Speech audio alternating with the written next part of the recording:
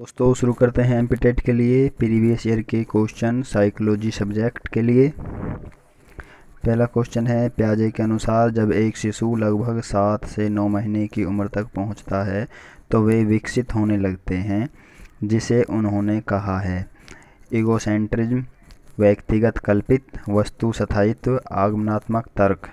Answer है इसका वस्तु स्थायित्व। वस्तु स्थायित्व क्या है? जब बच्चा किसी वस्तु को ढूंढने का उससे कोई वस्तु बच्चे से छिपा ली जाती है और वो उसको ढूंढने का प्रयास करता है उस वस्तु को, तो उस प्रयास को वो क्या है, वस्तु स्थायित्व की जो स्टेज है, जो एज है, उसमें ये प्रयास किया जाता है। और ये पियाजे के अनुसार 7 से 9 महीने की उम्र तक होती है। इसके बाद में बच्चे का विकास होना शुरू हो जाता है, यानी कि वो वस्तु को ढूंढने की कोशिश करता है और नई चीज़ खोजना शुरू कर देता हो। तो एक बार इसको हम देख लेते हैं वस्तु स्थायित्व को। इसमें क्या है, पियाजे की ये वस्तु स्थायित्व जो है, पियाजे की पहली जो स्टेज है, इंद्रिय जनित अवस्था 0 से 2 वर्ष, इसके अंतर्गत आती है वस्तु स्थायित्व या फिर वस्तु स्थितर्य। इस अवस्था के अंतिम समय में बालक किसी भी वस्तु को छिपाने पर उसे खोजने का प्रयास करता है। इस प्रयास को वस्तु स्थितर्य या वस्तु स्थायित्व कहते हैं। तो 7 से 9 महीने की उम्र तक बच्चा जब पहुंचता है तो उसमें जो विकसित विकास होता है जो उसका, वो वस्तु स्थायित्व कहलाता है। तो वस्तु स्थायित्व 7 से 9 महीने की उम्र में जब बच्चा पहुंचता है और उसका जो विकास होना शुरू होता है वह है वस्तु स्थायित्व पियाजे के अनुसार। जीन पियाजे के अनुसार संज्ञानात्मक विकास अवस्था पर शुरू होता है। जीन पियाजे के अनुसार संज्ञानात्मक विकास खालिस्तान अवस्था पर शुरू होता है। मूर्त संक्रियात्मक अवस्था, पूर्व संक्रियात्मक अवस्था, औपचारिक संक्रियात्मक अवस्था, संवेदी पेशीय सेंसरी मोटर। तो इसका राइट आंसर है संवेदी पेशीय सेंसरी मोटर अवस्था। यानी कि संज्ञानात्मक जो विकास शुरू होता है वह संवेदी पेशीय सेंसरी मोटर यानी पियाजे की पहली स्टेज 0 से 2 वर्ष के बीच में संज्ञानात्मक विकास बच्चे का शुरू हो जाता है, यानी जन्म से ही शुरू हो जाता है पियाजे के अनुसार। नेक्स्ट क्वेश्चन है, जीन पियाजे के अनुसार पूर्व संक्रियात्मक अवस्था के बच्चे कैसे होते हैं? आत्मकेंद्रित, ईगोसेंट्रिक, नम्य, फ्लेक्सिबल, जटिल, सामाजिक। राइट आंसर है आत्मकेंद्रित, ईगोसेंट्रिक यानी पूर्व संक्रियात्मक अवस्था, पियाजे की तीसरी अवस्था। इसमें बच्चा क्या है, वो चाहता है कि सब उसको प्यार से उससे बातें करें, है ना, उसी की हर कोई उसकी इज्जत करे, जो भी चीज़ घर में आए सबसे पहले उसके लिए दे, उसको हर काम में प्राथमिकता दी जाए। तो बच्चा इस उम्र में ईगोसेंट्रिक होता है, आत्मकेंद्रित होता है जीन पियाजे के अनुसार पूर्व संक्रियात्मक अवस्था के बच्चा। नेक्स्ट क्वेश्चन है, किसी व्यक्ति की मानसिक और कालानुक्रमिक आयु कौन सी अवधारणा ध्यान में रखती है? संज्ञानात्मक भागफल, बुद्धिलब्धि, बौद्धिक भागफल, कार्यात्मकता भागफल। राइट आंसर है बुद्धिलब्धि। बुद्धिलब्धि निकालने के लिए मानसिक आयु और कालानुक्रमिक आयु यानी वास्तविक आयु का अनुपात निकाला जाता है और उसको 100 से गुना किया जाता है बुद्धिलब्धि निकालने के लिए, यानी कि मानसिक आयु बटे में वास्तविक आयु गुना में 100। इस तरह से बुद्धिलब्धि निकाली जाती है। तो मानसिक और कालानुक्रमिक आयु कौन सी अवधारणा ध्यान में रखती है? कौन सी अवधारणा ध्यान में रखती है? इन दो आयु की आवश्यकता कहाँ पर पड़ती है? इनकी आवश्यकता पड़ती है बुद्धिलब्धि निकालने के लिए। तो ये बुद्धिलब्धि की अवधारणा को ध्यान में रखती है। ठीक, नेक्स्ट क्वेश्चन है आपका, किसी विशेष जातीय या धार्मिक समूह के सदस्यों के प्रति प्रतिकूल रवैये को दर्शाने के लिए किस शब्द का प्रयोग किया जाता है? प्रतिकूल रवैये को दर्शाने के लिए पक्षपात, नस्लवाद, दुश्मनी, कट्टरता। राइट आंसर है पक्षपात। पक्षपात अगर हम किसी धार्मिक हम किसी धर्म के हैं और दूसरा हमारे सामने वाला किसी दूसरे धर्म का है, और हम अगर उससे पक्ष पुरुष के प्रति प्रतिकूल सोचते हैं, उसके गलत धारणा रखते हैं उसके प्रति अपने मन में, तो इस तरह के रवैये को के लिए एक शब्द प्रयोग किया जाता है, पक्षपात। अच्छा, बाकी जो 3 ऑप्शन है, नस्लवाद, दुश्मनी, कट्टरता, इन तीनों से ही पक्षपात उत्पन्न होता है। ये पक्षपात के घटक हैं। ठीक, जब नस्लवाद होगा, दुश्मनी होगी आपस में, या फिर कट्टरता आएगी, तभी पक्षपात बढ़ेगा, तभी पक्षपात को जन्म मिलेगा। ठीक, तो राइट आंसर है इसका पक्षपात।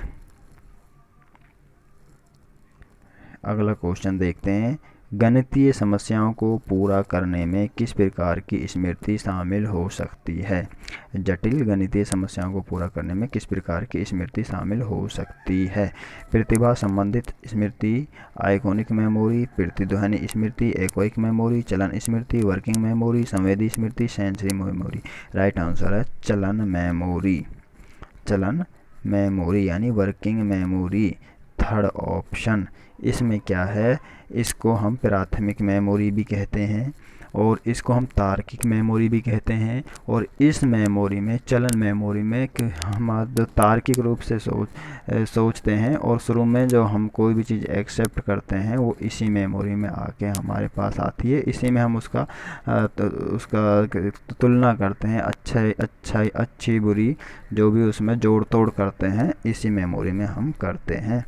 तो इसमें क्या है, जटिल गणितीय समस्याओं को पूरा करने के लिए प्राथमिक मेमोरी या चलन स्मृति या वर्किंग मेमोरी का उपयोग किया जाता है।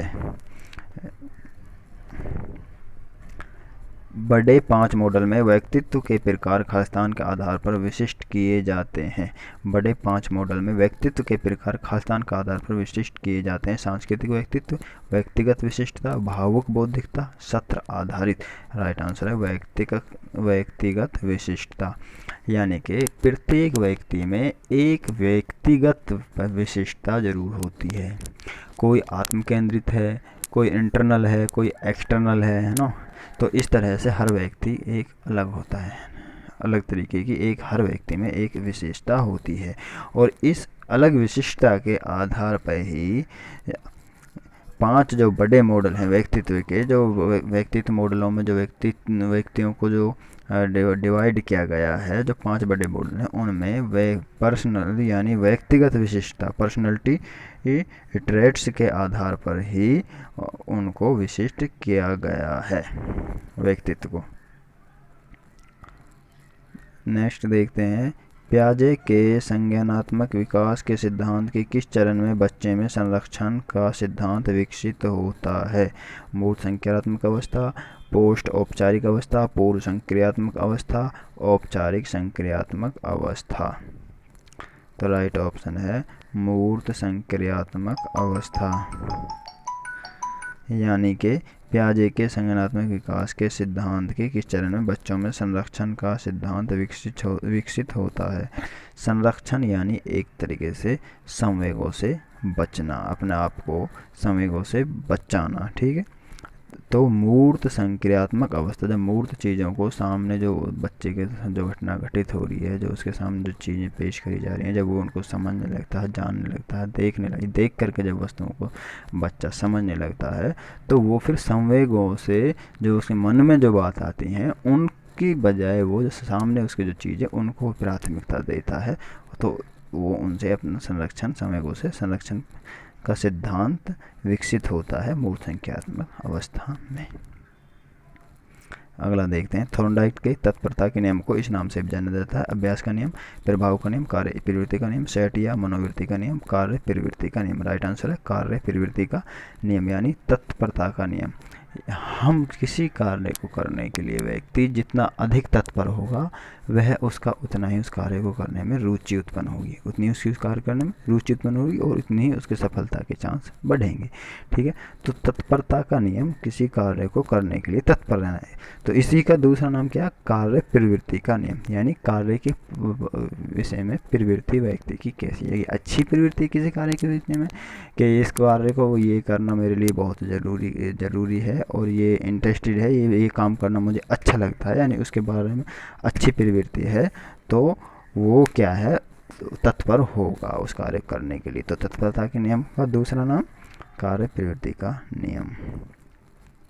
नेक्स्ट क्वेश्चन है, असमानता को परिभाषित करते समय इनमें से किसमें नाखुशी शामिल है? स्वयं अन्य के लिए घातक, विचलन, विकार, पीड़ा। अब इसमें देखो क्या है।